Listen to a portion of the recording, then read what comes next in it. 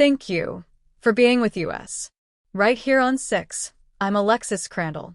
This morning, hundreds of passionate protesters lined up along Route 100 in Waitsfield, their voices rising to express opposition to Vice President J.D. Vance and the Trump administration. Vance has traveled to Vermont for what was supposed to be a family ski getaway at Sugarbush Resort.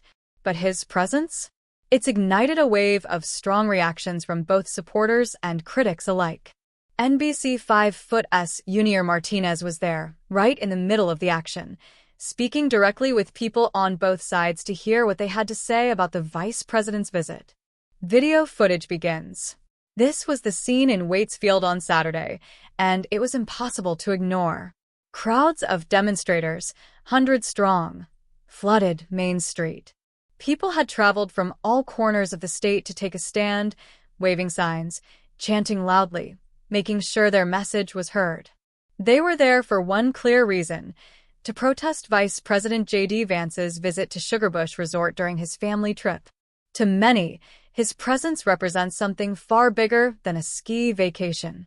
Maria Reyes, a resident of Barr and an immigrant from the Dominican Republic, shared her deep concerns. She came to the United States searching for a better life, a future filled with opportunities. But now? She fears that everything she and her family have worked for could be at risk because of decisions made under the Trump administration. Maria Reyes, Barr. 00:00:50, 917. People like me, we come here with hope, with dreams, working hard for a future. And now? We have people in power who just don't care about us. Her frustration? Shared by many in the crowd. Cut to Bob Farnham, White River Junction. And as the hours passed, the protest grew bigger. More people arrived, more signs were raised, and the chants grew louder. But just a short drive away, barely 9 miles in Warren, the atmosphere was the complete opposite.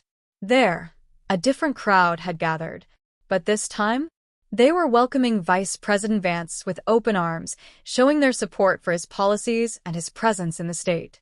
Maureen Heck from Hyde Park and Rebecca Petra from Waterville were among those in Warren, happily embracing Vance's visit.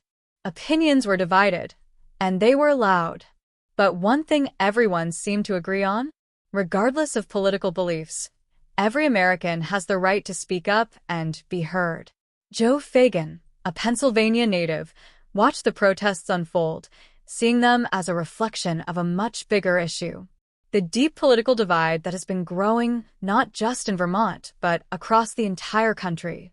Since the Trump administration took office, protests like this have erupted nationwide, showing just how passionate and divided people are about the future of this country.